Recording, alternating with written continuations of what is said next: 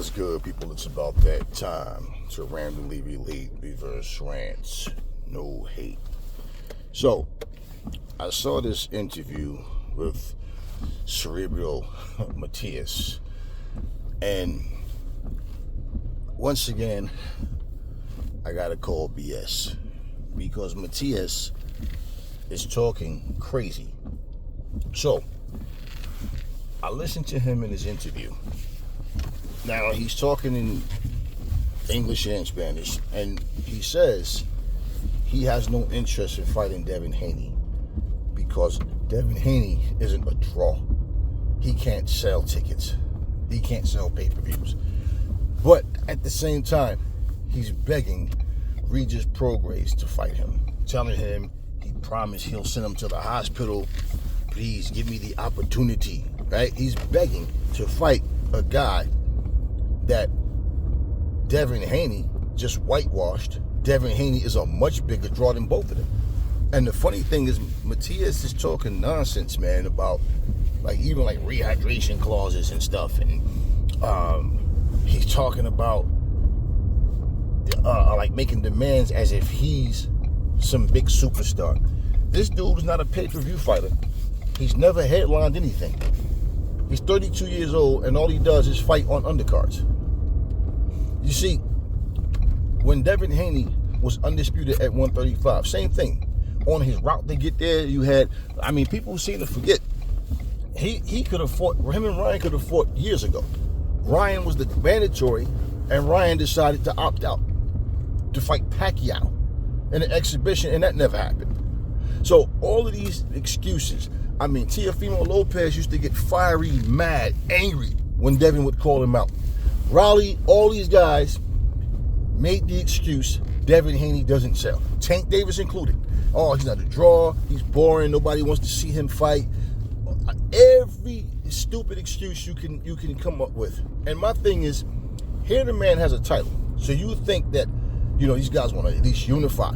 I'm a champion, you're a champion. No, nobody's saying nothing. Remember all that stuff T.O. was talking about? These guys want to really fight. Yo, come to 140. He's at 140. You don't hear Teofimo calling out Devin Haney. But you see Bill, you see him out here constantly trying to make these fights happen. He already made it known that he reached out to Matias' team. They don't want that smoke. Now, all this boogeyman talk, it's like every so often you find a division where people want to make someone the so-called boogeyman. Now, if you mean Matias like to turn his music up real loud, dance and get his boogie on, okay, cool.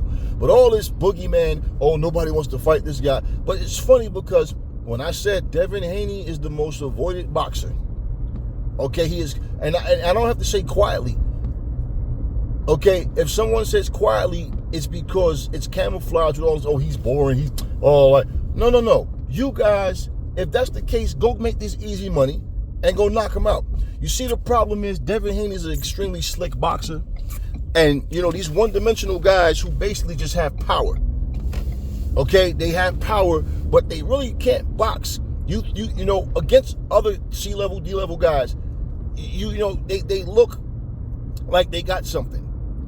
But when they really get in there with a top-level guy that can box, you see how plain and ordinary they look. This is why when I was saying Regis Prograis, Devin should really destroy this dude, completely outclass him and embarrass him. People was, I'll call it 50-50. Oh, cool. I'm not trying to change your mind. I know what I think. Because I know what I look when I see both of these fighters. And I'm looking at, like I said, all Regis has is power. And that's all he has is a puncher's chance. That's all he has. He can't outbox Devin. He doesn't do anything better than Devin. He just punches harder. That's about it. That's about it. And when you hear me say, Devin doesn't have to punch harder than him to beat him. In this generation, it's like the so-called sweet science. It's done. Nobody cares about it. You don't even hear that term being used anymore. People don't get it. So these guys know. See, the fanboys get behind you and talk all this trash and pump you up, and they run their mouths like they know what they're talking about. And all they're doing is sitting there saluting you on their knees, their mouths wide open, waiting for you to unzip. But bottom line, this is like, these guys know When these guys can box, y'all can talk all the trash y'all want. But this is why people are not breaking their necks to want to fight Jerron Boots Ennis. This is why nobody's really breaking their necks to get in there and fight against, Devin Haney. When you really can box, Inoue, he's another guy that when she gets in there, it's like, his division isn't like deep with just super talented fighters or whatever, but like once you get in there with these guys, you see there's a difference. But my point is, before you get in there with them, I'm this, I'm that, my skill set is better, and then once you get in there, it's like, wow, it's not even close. And Matias knows Regis Prograis is a winnable fight. He knows that. He doesn't feel that confident that he can beat Devin Haney.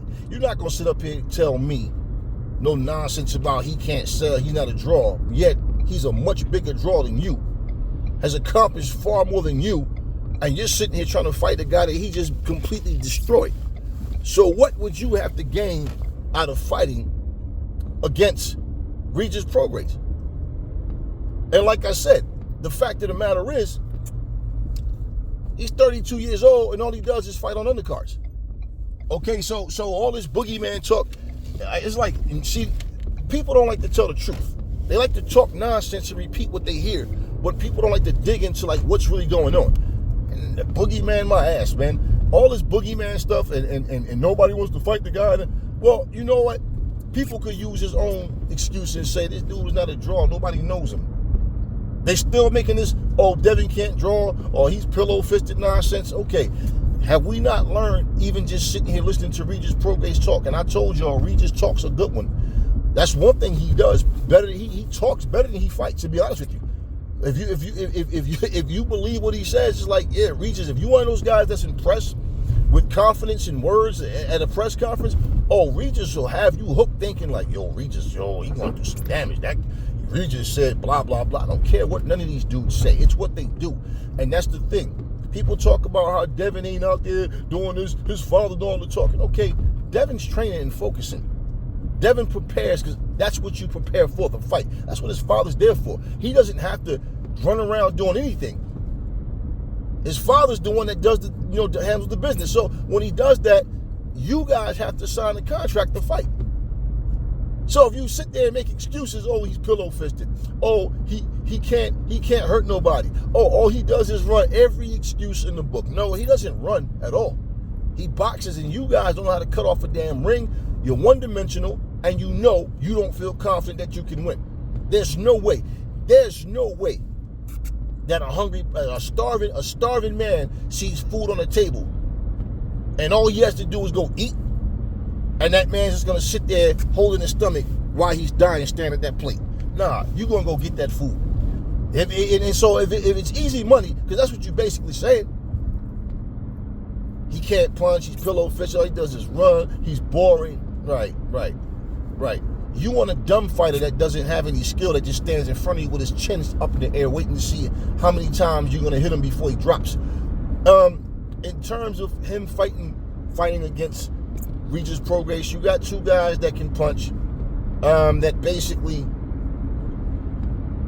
Matias is a little more slipperier than Regis, just a little bit. But he's there. They both get hit a lot. They're both there to be hit.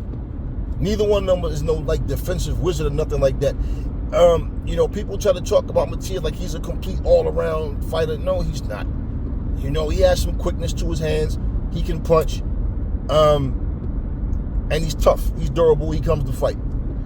Bottom line is, he doesn't want to go in there and get shut out, get whitewashed, and pretty much at 32, and still not having no really big name wins to where people really know who the hell he is. He knows this is a fight that he can't afford to lose. So you want to fight someone's leftovers. He should feel embarrassed and ashamed of himself for even saying what he said. Bottom line, anytime you decide you want to fight the loser of a fight, it's not even like it was a competitive fight. It could have went either way, or Devin got the decision. But truthfully, if you look at the fight, it's the type of thing where Regis really won the fight.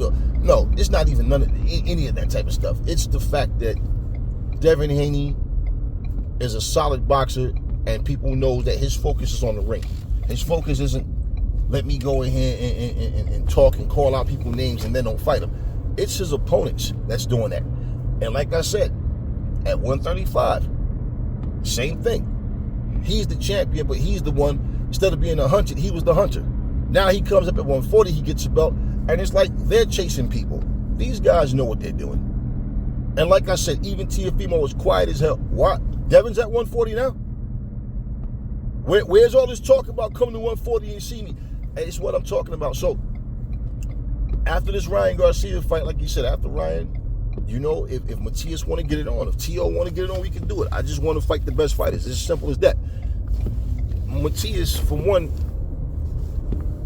talking all this nonsense, trying to overprice himself like he already did. That's pretty much, you know, another clue to let you know he don't want this fight. You have done nothing, Matias, nothing. Nothing. You aren't even the B side. You're the D side. You have nothing. If they tell you, hey man, we're gonna give you $150 and a cup of tea with sugar and lemon, you should be happy for that, because you basically have done nothing. But all this arrogant ego stuff that goes on in boxing, man, where these guys just think that they deserve more than what they're really worth.